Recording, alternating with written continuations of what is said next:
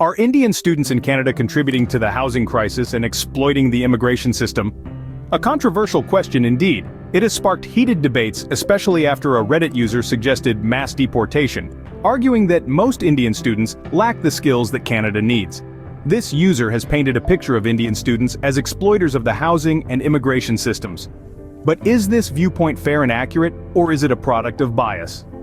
Let's dive in and explore this contentious issue.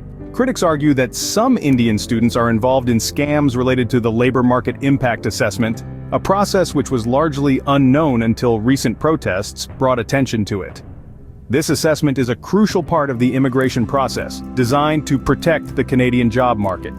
Yet, there are allegations that some students exploit this system, using it as a loophole to extend their stay in Canada.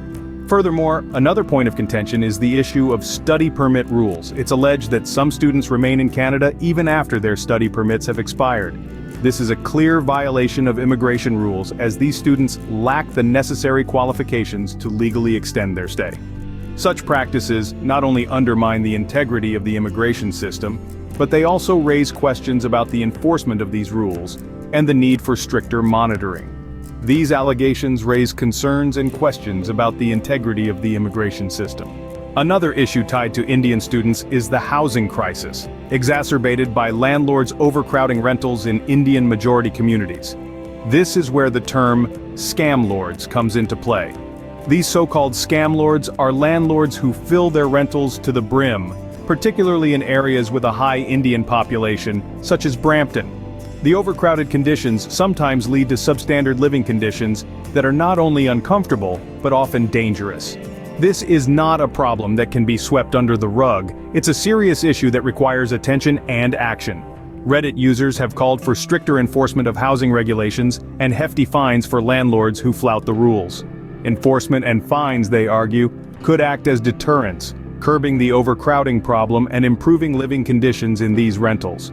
However, this does not address the root cause of the issue, which is the unaffordable housing market. It's clear that these issues are complex and multifaceted, with no easy solutions in sight.